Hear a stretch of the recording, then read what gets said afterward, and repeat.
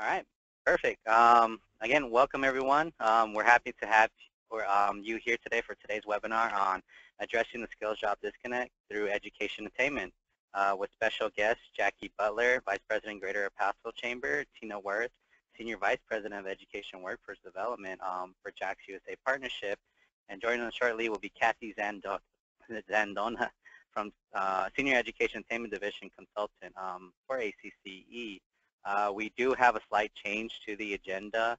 Richard Dayub, who was supposed to speak today, who is one of our panelists, is sick right now. He has bronchitis, so Jackie Butler from his team will be filling in his place.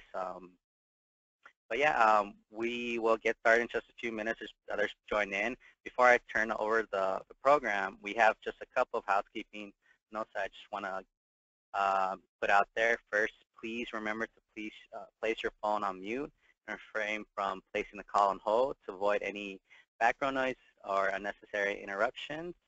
Secondly, we have reserved time for questions at the end of the webinar. If you have any questions, please ask them using the question function in the webinar access panel. The question box is in the lower right-hand corner of your screen. Just type in your questions and we'll read them aloud. Also, this webinar will take about an hour and is being recorded, so make sure to check out the ACCE website within the next few days. If you missed a particular part of the presentation or just want to review on something, you can check out the website and it'll be there. And then with that, I want to just introduce our speakers. Again, Jackie Butler will be speaking, Tina Worth and Cathy Zandona. Well, I would like to quickly go over what the webinar participants would like to learn. Firstly, everyone came here to learn how chambers are tackling post-secondary learning by focusing on different stages in the attainment continuum, ensuring students have access and means to attend college, and then supporting them towards degree completion. Everyone also wants to learn about available resources, what the EAD team can actually provide you, and about any upcoming opportunities that are coming up. Before I hand it off to Cathy Zandona, I would like to ask what all of you would like to learn. If you could please type in what you would like to learn in the toolbar to the right of your screen, I will be able to announce it to the rest of the group, and we'll make sure to tackle your question. And with that, I would like to introduce you all to Cathy Zandona, Senior Education Attainment Division Consultant. She will give us all a brief overview on who she is and what her role is with the EAD team, and she'll also give you an introduction to Jackie and Tina. So with that, I'll give it to you guys. Okay, thank you, Edgar. This is great. My apologies for being a little late. I'm visiting in Springfield, Missouri, and my schedule got a little tighter than I thought. So welcome to everybody that's on the call with us today. It's my pleasure to work with the Education Attainment Division. I've been a senior consultant with them for about the last 3 years after 8 years of working at the Chamber of Commerce in Louisville, Kentucky as the Education and Workforce Development VP. It was at the Chamber that I became really involved with the formation and the implementation of the Education Attainment Division, and worked closely with the staff both in LA and Alexandria, Virginia on the development of the fellowship program, the awards program, and also on the self-assessment that hopefully everybody that's online has had the opportunity to take advantage of the education self-assessment. If not, Edgar, I'm going to ask you to make sure it's linked to the resources from this call, so if somebody out there doesn't know about that and wants to explore it, that would be a great opportunity for them to do that. So it's my pleasure to work with you, chamber members across the country. The work that is happening in education is phenomenal, and I think that we, as chambers of commerces and business leaders that we represent, have a great opportunity to really make a difference in our communities, our states, and the country. So with that said, I'm going to quit talking and turn it over to Jackie Butler, who's here today representing El Paso, Texas. Her boss, Richard, could not make it today because I think he has laryngitis pretty bad, but Jackie is the Vice President for the Greater El Paso Chamber of Commerce, and Jackie's going to give us some information about some FAFSA work that's happened in El Paso. We're going to pause after Jackie's presentation. I'll introduce Tina Worth. As Edgar said, please, as you're listening to Jackie and Tina, go ahead and put some questions in the message box on the side of your screen, and after both presentations we'll open it up to, I'm hoping, a very lively conversation. So with that said, Jackie, I'm turning it over to you. Thank you, Cathy, and good afternoon, everybody. Before we get started, I'd like to thank ACCE, Edgar, and the Education Attainment Division for allowing us the opportunity to speak to you today. And many thanks to all of you who have joined on the call for taking the time to hear about our programs. My name is Jackie Butler. I'm the Vice President of Government Relations for the Greater El Paso Chamber of Commerce. I'm filling in for our President and CEO, Richard Dayu, who is on the call with us but unable to give the presentation today. We always appreciate the opportunity to talk about our FAFSA Nights program. I'll do my best to go over the nuts and bolts of the program and welcome any questions at the end of the webinar. Next slide, please. Before I begin, I'd like to answer one question we get asked very often, which is why FAFSA? Why place such a large focus on helping high school seniors complete their financial aid applications? For us, the data is clear. According to the Department of Education, the FAFSA completion rate is directly correlated to the enrollment rate from high school to college. 90% of high school seniors who complete their FAFSA attend college directly from high school, compared to just 55% of FAFSA non-completers. FAFSA completion is strongly correlated, associated with post-secondary completion, with 52% of FAFSA filers completing a bachelor's degree within 6 years of enrollment, compared with 44% of non-filers. So noting the strong correlation between FAFSA completion and post-secondary attainment, we launched our FAFSA Nights initiative back in 2013. We began in 2013 by offering a limited amount of workshops at local high schools, where we assisted high school seniors and their parents with completing the application. We partnered with our local university, community college, school districts, and corporate sponsors. Now back in 2013, UTEP and EPCC, which are our university and community college, were already doing something similar to FAFSA Nights. They were conducting workshops when we got involved. But the key to our involvement and what we brought to the table was providing staff support to coordinate the activities amongst all of the partners and looping in the private sector to provide sponsorships and volunteers. Expanding our partnerships allowed us to scale the program significantly and expand the districts and universities' efforts to get students to apply for financial aid. We began with about 25 workshops in the spring of 2013, and between the spring and fall of 2016, just last year, we grew that program and hosted a combined 100 workshops in the evenings of between February and March and October and November.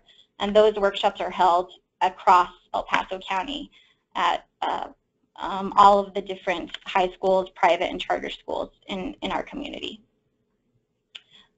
We have raised between $15,000 and $18,000 each year since 2013 from our corporate sponsors to support FAFSA Nights. And those funds help us provide more resources to students, counselors, and parents. We have marketing efforts across the city to let students know when it's time to apply for financial aid. And we're able to offer, with the support from our corporate sponsors, scholarships to those students who attend FAFSA Nights, which does result in more students actually taking their families to go to our workshops. All of our efforts have resulted in a significant increase in our completion rates here for El Paso County and our region. Between 2013 and 2016, we raised our completion rate from 47.4% to 58.8%, which we're very proud of. One of the keys to successful collaboration, which we talk about a lot, is that all of the higher education institutions that we partner with agree to not to use FAFSA nights as a recruitment tool. So our education partners and volunteers are given FAFSA nights volunteer t-shirts so they don't appear to be soliciting or favoring institutions. And additionally, we provide all of our volunteers, which number in the hundreds for our large workshop months, and high school counselors with a toolkit, which has been put together by our steering committee, which provides them all the information they need to support the FAFSA Nights workshops. Next slide, please.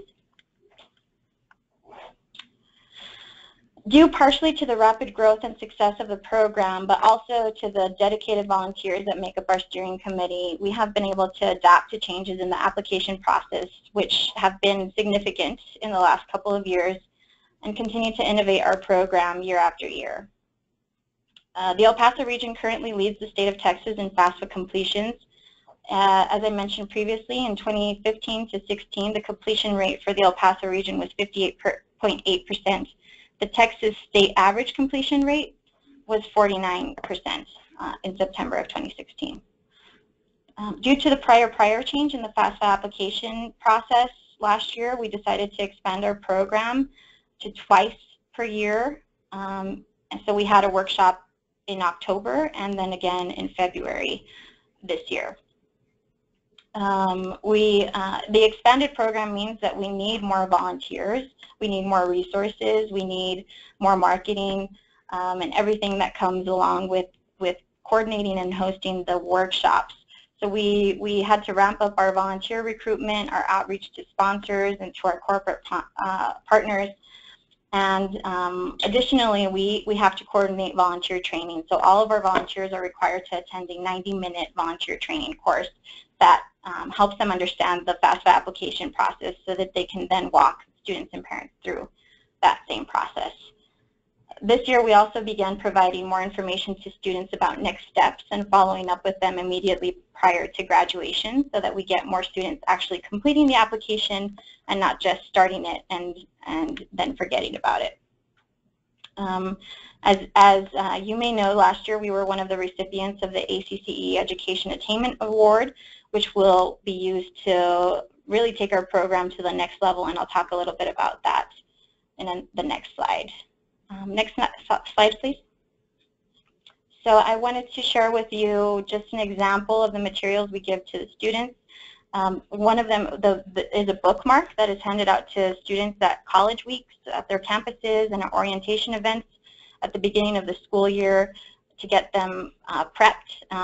We really try to get students and parents to arrive to our workshops ready to fill out the application, which takes some steps for them prior to there, so we try to get that information out. Also just a picture of one of our FAFSA nights so that you could envision it. It's very informal, and we rely very heavily on our sponsors and our volunteers in a blue t-shirt there, and the counselors, as you could imagine, on the campuses play a very large role in the program. Next slide, please. And this is just an example of the material we began giving this year, which provides guidance and next steps for students who have either completed or just began their financial aid applications. It's a pamphlet that we give to students as they are leaving the financial aid workshops, and so that they can take that and be able to follow up on their own from home. Next slide, please.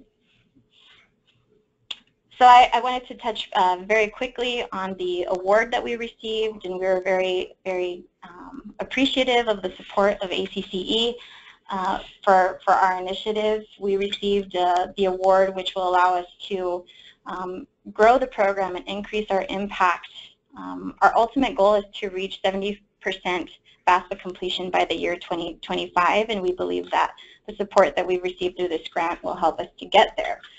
The award funds will be used to develop a mobile app and marketing campaign. The goal is to be able to reach students and families directly on their phones and let them know about what they can do to apply for financial aid and and get their students into college, their students into college, and the students to be able to navigate that on their own as well. Marketing campaign is something that we do already. We do market the events, but we feel like a targeted, citywide campaign that is on all platforms will really be able to take the program much further than it is right now. And then we also have funding for staff support who will help us to coordinate these two big projects for us. One of the positive impacts the funding has already had is long-term commitment from our partners. We are currently working on an MOU with UTEP, EPCC, and Region 19, which are our university, community college, and our public education service provider, to fund a full-time FAFSA staff position. So we're really excited to begin those conversations that have really been launched by the success of this program, and be able to really make this a long-term commitment for our community. Next slide. Yep, so that pretty much covers everything that we're working on, and I'm happy to answer any questions at the end of the webinar. Thank you very much for the opportunity. Thank you very much, Jackie. That was an excellent presentation, and I'm hoping that our participants have jotted down some comments or questions that you're going to ask Jackie. But before that, we're going to ask Tina Worth, who's the VP for Workforce Development, to come on and provide us with her presentation on growing the economy by growing degrees, earn up and service to veterans. So I've taken your title from you, Tina, so take it from there. All right, thank you very much, Cathy. And I will tell you, I was taking some notes because we are also trying to work with our school district on pursuing an increase in FAFSA completion. So I'm very interested in hearing the remarks that you delivered on behalf of Richard.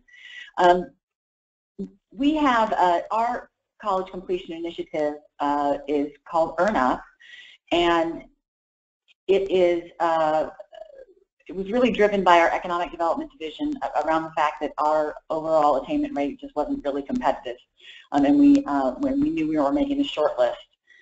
And so together about 2 or 3 years ago, and I loved being part of one of the first cohort of fellows with Cathy Zandona and a lot of folks with the EAD, but we set the goal of achieving a 60% post-secondary attainment rate by 2025. We started at 36%.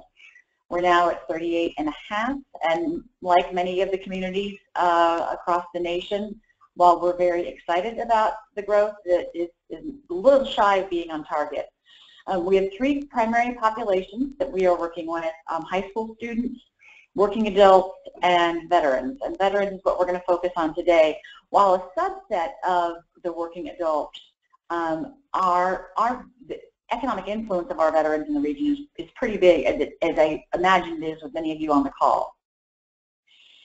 So the next slide, it's sort of a snapshot that shows what that looks like for us. We've got 5 major military installations within our labor shed, and 3,000 annual military separations. So it's one of our bragging points, because it means that those individuals who are exiting out of the military have got a great soft skill set, but we also want to make sure that they have the attainment rate that that is required. So, but that just gives you some feeling for how important exiting military veterans are to our emerging workforce. Next slide. So we knew that there were some barriers that our veterans were facing, in part through anecdotal feedback, but then also through this network that we built, which was our first action item. But basically, veterans are lacking access to relevant, accurate, and unbiased information. I mean, if any of you have been to a presentation on this particular segment of the population, you know that if you do a Google search for veterans in education, you just get, it's just millions of return hits. So we wanted to make sure that, that there was improved access to sort of labor market information and growth industries for our region, and then also institution choice and resources. As many of you know, sometimes the colleges that can afford to do the most marketing may not be the best economic choice for those individuals. We knew that, that as exiting service members who are adults, the education just for education's sake wasn't going to do it. So how do we get employers in schools sooner, connecting with and talking to veterans as a means of improving their overall attainment? And then there's a lot of conflicting information around this credit for prior learning piece, which is what the majority of the remainder of my time will focus on. Next slide. So the first thing we needed to do was to form a support network. We knew that there was kind of an informal series of conversations that were happening among veteran services providers at each of the colleges, but we really wanted to formalize that. And at the Chamber of Commerce, with a regional EDO attached, we were in a unique position to sort of be a neutral convener. So we included into that all of our area nonprofit colleges and universities, each of the military service learning officers, and then leadership from the military installation and our regional command. And then said, okay, now that we're all together, what are the critical areas of need that as a group we might be able to help with? And so, we wanted better access to personnel prior to exiting and a little more data sharing, which, as it stands right now, as many of you know, veterans have to self-disclose their status at colleges, and it's really hard to get a snapshot of, what's the accurate picture of the skill set with which these 3,000 separations are happening annually.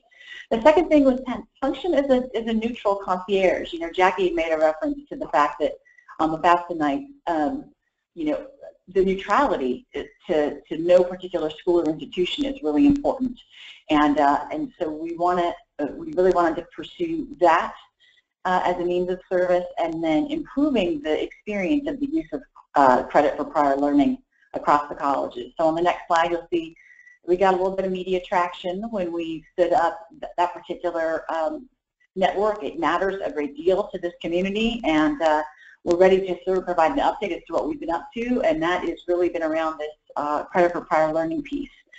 But the other area that the ACCE award funding has supported is sort of the idea of this information exchange. So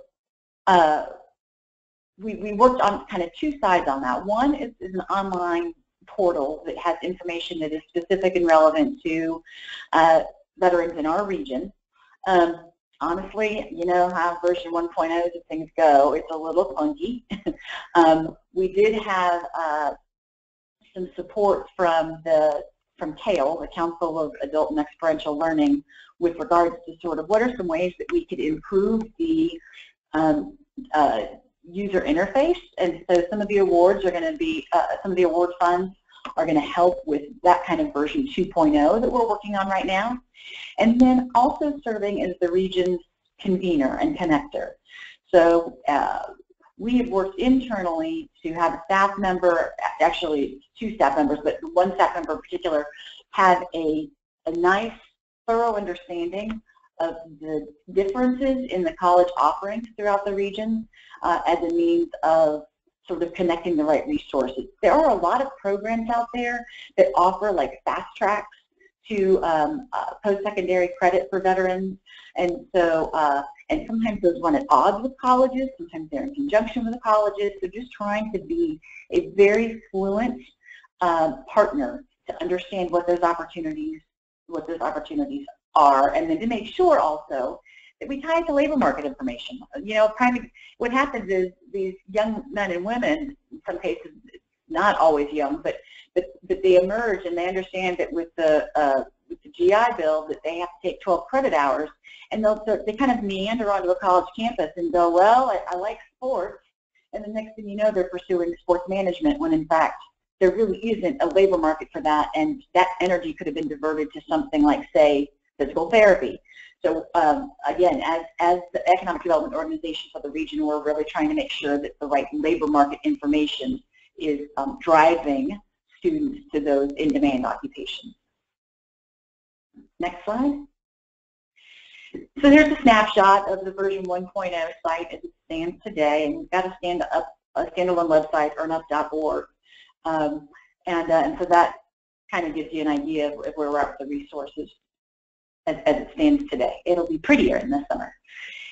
Now, credit for prior learning. This was a really interesting area for us in that, you know, I'm sure as many of you know, when you get really involved in this education attainment work, you come to find out that there's just a whole language and world and knowledge exchange as it relates to education nuances that you know, we weren't terribly familiar with. But the reality is that in some college situations, you could have an Army medic who is being made to sit through a basic anatomy class, and that is foolish. Because in many cases, too, honestly, as a business-driven organization, as taxpayers, we're paying twice then. So we're paying, you know, for supporting someone's military service where they're learning a skill, and then subsidizing the earning of credit in a classroom for it. And so really, you know, is there a way to better use this prior learning credit so that individuals are further along the moment they begin college?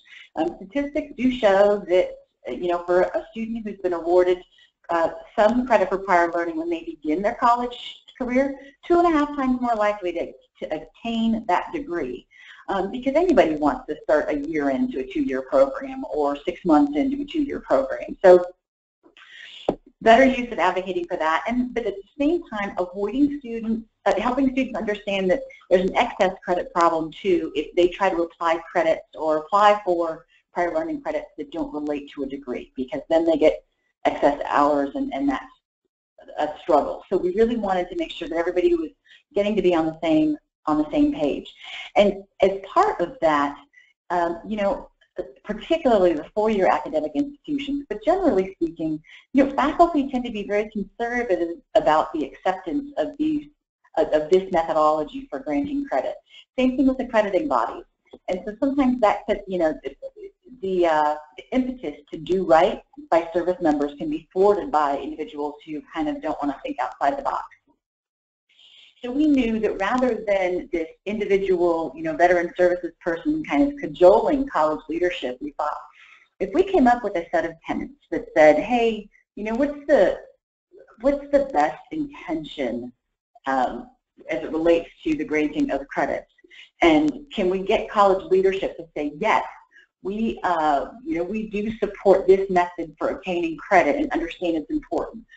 So we thought, let's draft this kind of series of tenets or principles. And so we had a standing committee that did that.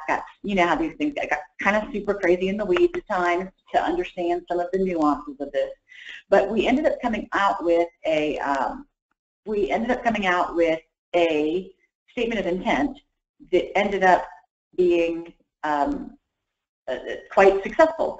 And it's currently being drafted. This subcommittee is a group of maybe about 12 or 15 folks, and then it's going to this larger network that I referenced earlier, and that larger network has many,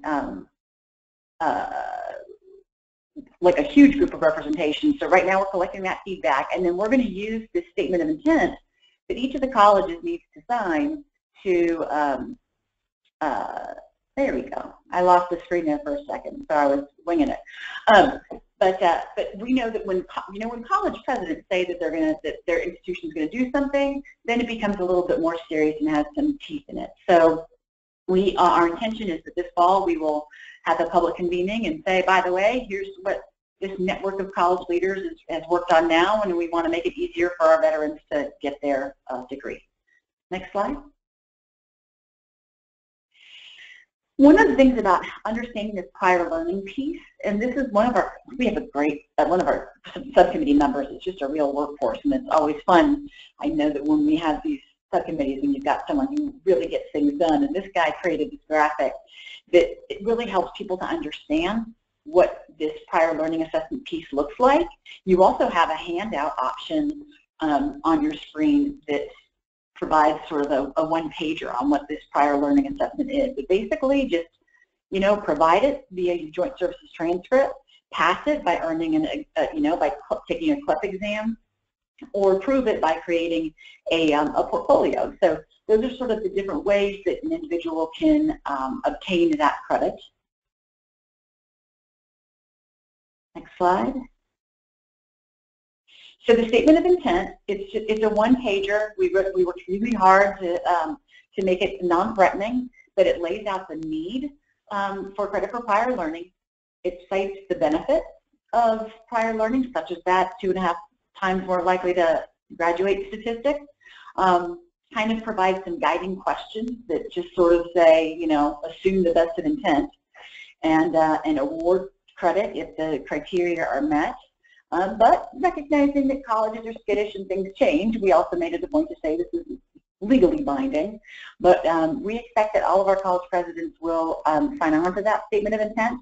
What you have as an option is the draft version that's currently being circulated. I think is also a handout option for those of you on the call.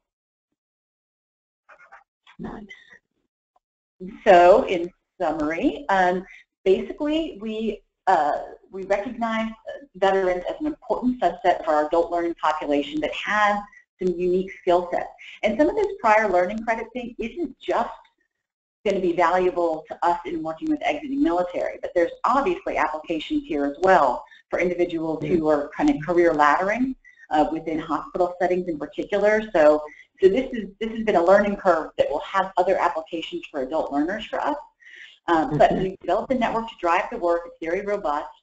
I had identified the barriers of access to the individuals prior to exiting the military, you know, exchanging information with them in a meaningful way, and the awarding of credit. We have, as I've shared with you, great success in sort of the information exchange and the concierge part, and in the credit for prior learning.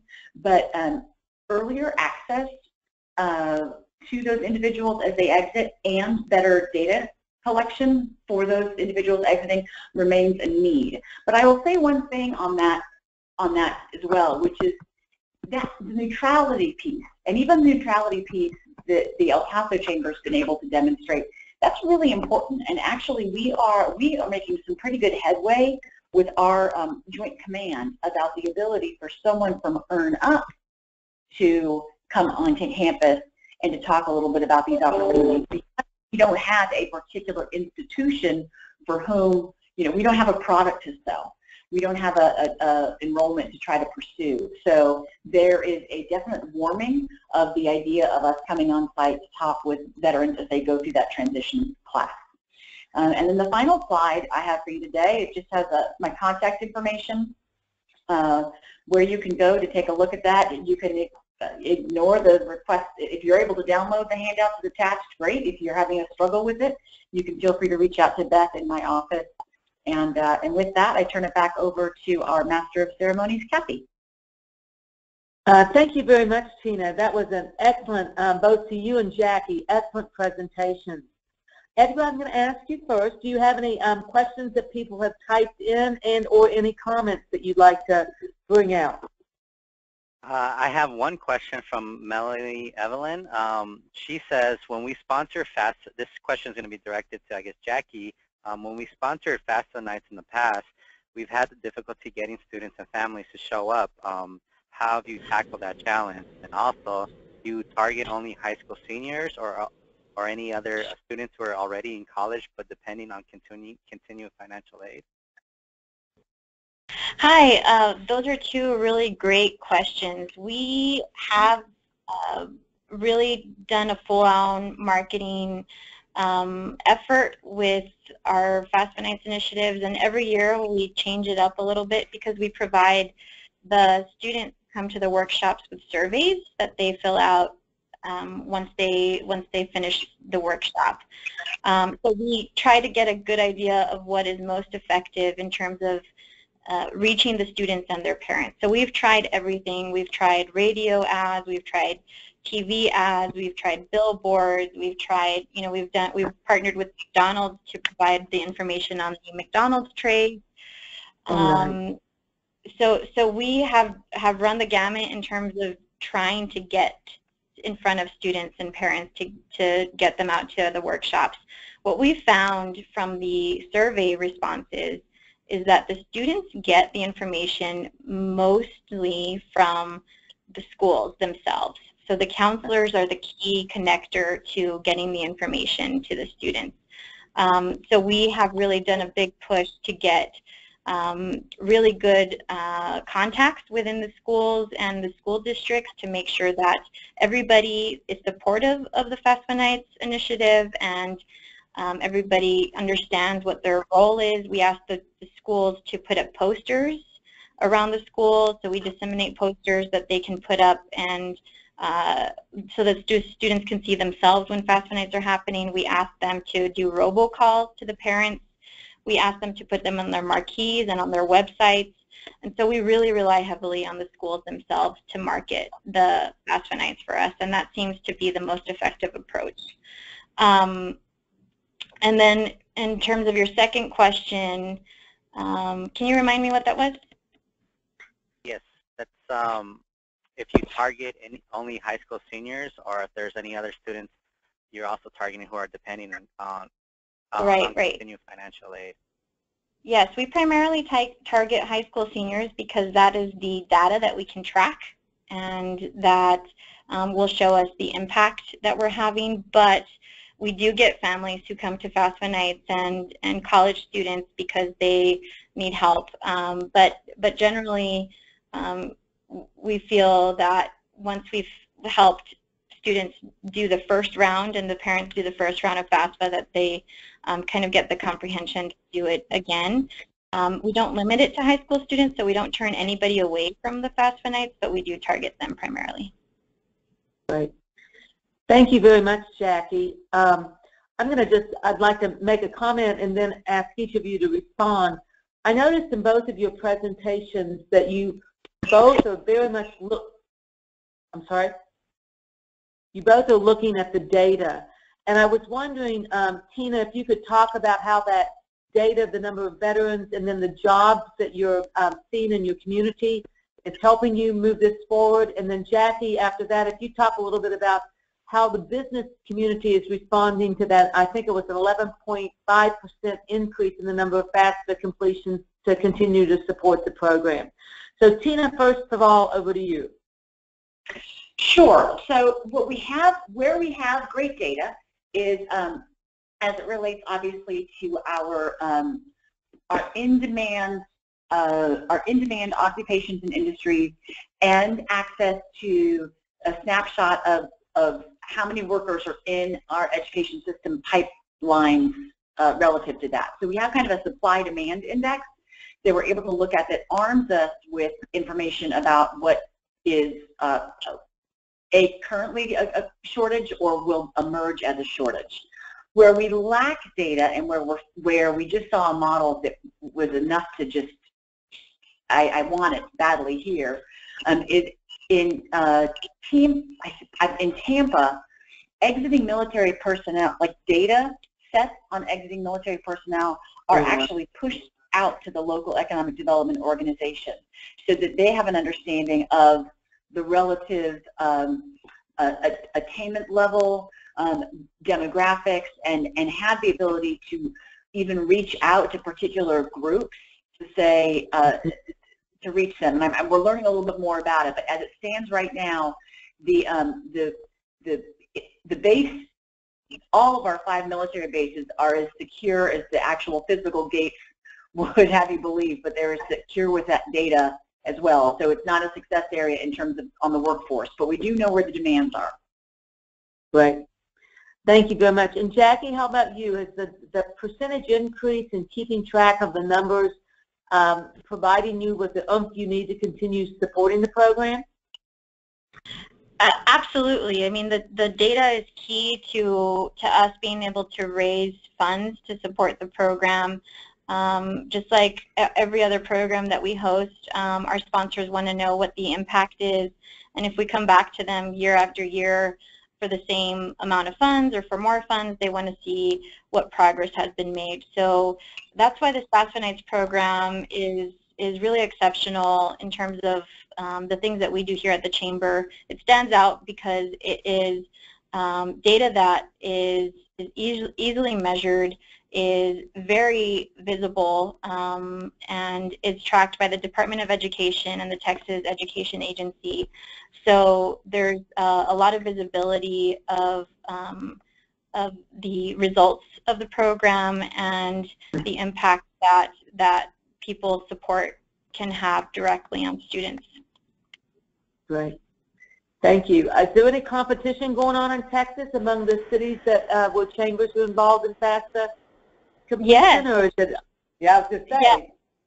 Yeah, there, we are happy about the competition. I think that it's great that Austin and San Antonio and the Rio Grande Valley are all, they all have really robust FAFSA Nights programs, and we are, you know, I think we've shared information with each other in the past.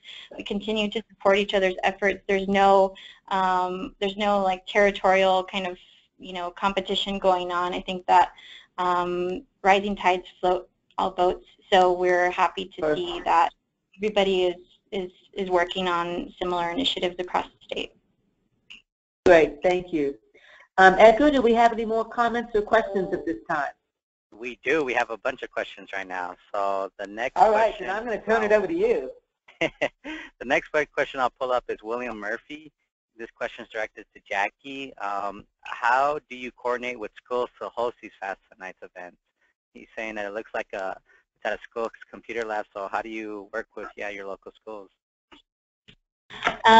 So we rely very heavily on our partners to reach out. I mean, it's a lot of coordination, as you can imagine. We have over 50 high schools in the El Paso region, so that's why our committee, our steering committee, our task force really pulls together the resources from our university and community college. The financial aid officers actually coordinate directly with the schools to make sure that there's a designated counselor who sets up the rooms, make sure that there's a room, a computer lab at each school that will be available. They put together the schedule, which can be up to between 3 to 5 high schools per night within a month. And so it's a lot of coordination and a lot of effort, but the key really is to be able to have a contact that you can rely on in each of the schools. So we've put a lot of time and effort into making sure that that happens. And as you can imagine, that starts with the superintendents and it goes down through the administration to make sure that there's robust support throughout the system for FAFSA Nights. Great. So the question. Yeah. So the next question I have is from Kate Lee. This looks like it's directed to Tina. Have you done anything to educate employers on education and training resources available to assist them in skilling up their existing workforce so they can move up to the next level within the company? Yeah, you know, actually, on not specific to veterans, but we just completed a survey of our larger employers that asked kind of, we needed to figure out where they were at in the process, if they were really looking at that aggressively. We have a couple of employers who have been doing that, who have been looking at the attainment level of their workforce and helping them to move to that next level. Primarily it's been in partnerships between our hospitals and our community colleges. But we are using the results of that survey to inform how it is that we better advocate for our employers to understand that their workforce needs could be met in-house if they helped the process of their employees obtaining further post-secondary credentialing without going outside the walls. So not as it relates to veterans, but that's the piece of the adult learner part that we're wrapping our arms around now, is to say, hey, are you ready to start embracing some new ways to develop your workforce, because it's time. Great. So the next question I have is from Barbara Stapleton. She says, with the FAFSA, this is directed towards Jackie, with the FAFSA Nights, are they sort of a spin-off from College Bowl Sunday events? Oh. I don't know. I'm not familiar with that. Go ahead. This is Cathy. I think the question is around in the past there was a national effort that went on, and it was usually the last Sunday or the first Sunday in January. And I think, if I'm not mistaken, and somebody else might need to chirp in, I don't think College Golf Sunday has the same impact as it did for a couple reasons, and that is mainly because of the change in the timing for FAFSA. So that's, I think probably you all may have done a little bit of that in El Paso, but saw the need for building up something even bigger than what that was at the time.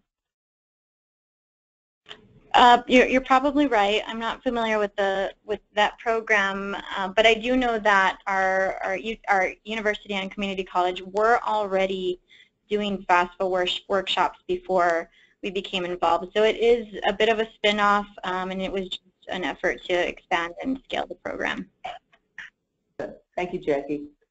Hey, Jackie. Back to you, Edgar. So yeah, the next question I have is again from William Murphy, and this question is directed to Tina. Does the credit for prior learning acknowledge work experience as possible credits towards a degree, or is it specific for previous college credits completed that can be transferred to the desired program for of study for the veteran? Yeah, great question. It actually has to do with the work experience. So it's not so much the training, although it could be a combination thereof. So for instance, going back to my Army medic example, you know, it's possible that individual sat through some kind of coursework as part of their training, and components of that might have some credit. But it also relates specifically to the fact that if you've been in the field for 10 years and have a strong base of knowledge, you should be able to test out or portfolio out of taking kind of a basic anatomy class. So it has more of an emphasis on getting college credit for your workplace learning, which generally speaking more often than not is kind of on the job. Great. So I have one last question from Paul. This is also directed for Tina. Are you working with the U.S. Chamber's Hiring Our Heroes program that assess veterans in getting jobs? Yeah. In fact, we have been very happy to have the individual who leads that program come into market, and we work with him and have, that's one of at least 5 veteran-related job fairs that we have in the area. But yes, we are proud to be partners with the U.S. Chamber's Hiring Our Heroes. Great. I think we've answered everyone's questions, unless anybody has any last lingering questions. But with that, I think we could just conclude with some final thoughts. I don't know, maybe we could pass it back to Cathy. If she has any final thoughts towards the whole presentation. Great. I guess my final thought, then I'll turn it over. Jackie, you and Tina can also get ready for a final thought, is that I think what we've learned here today is just really, in many respects, the tip of the iceberg.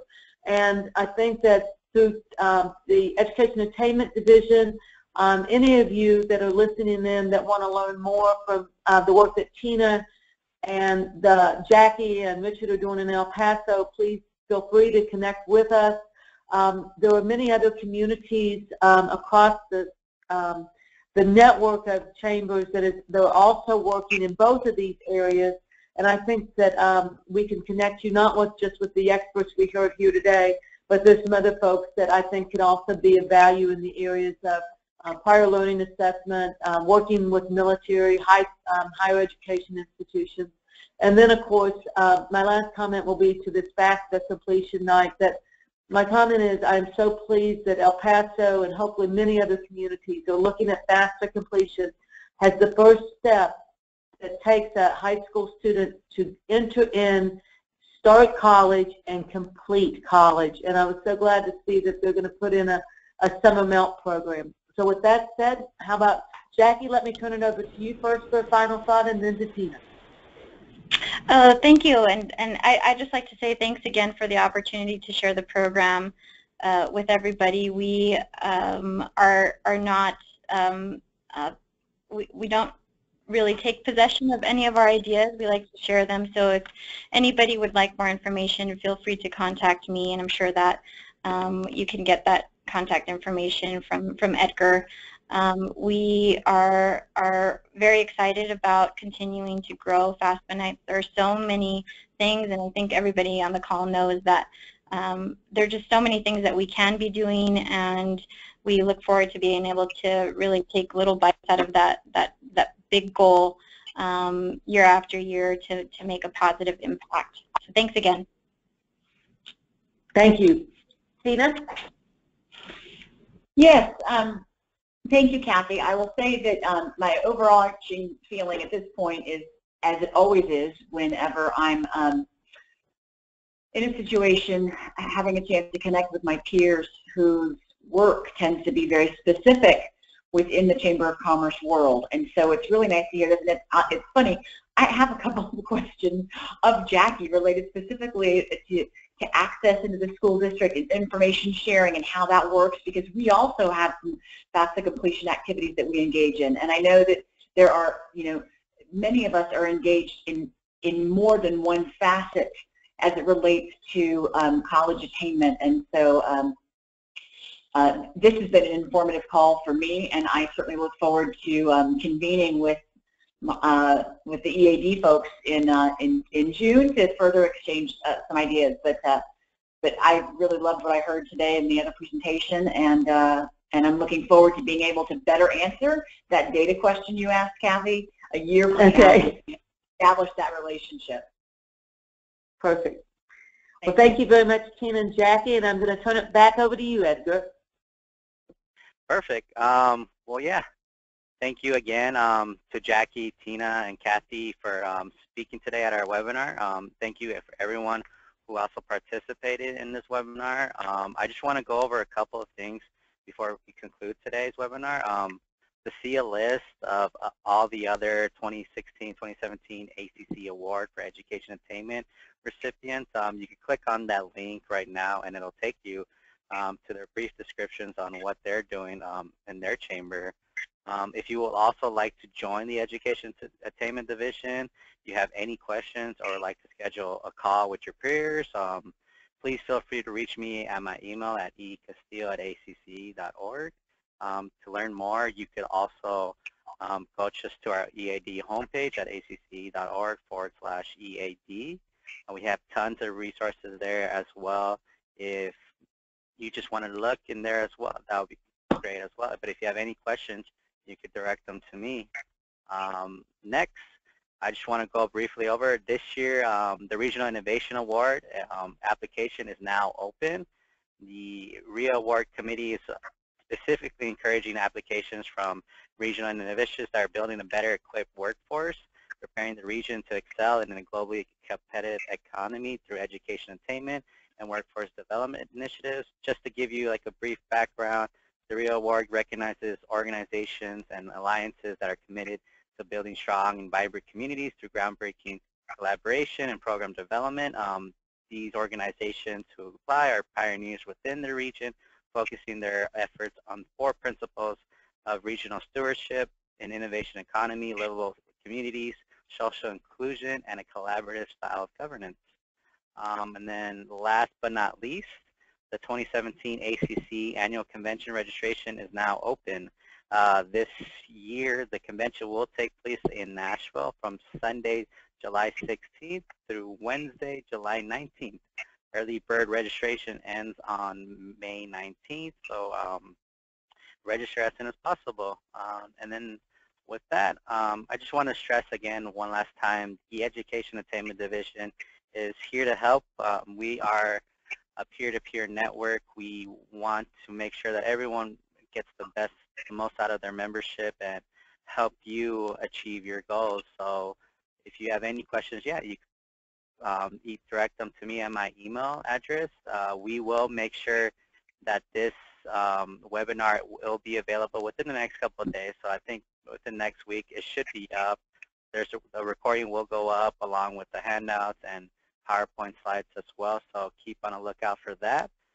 for that, I think I just want to thank everyone who participated again in today's webinar. And with that, I just want to wish everyone a great and rest of their day. Thank you very much. Thank you.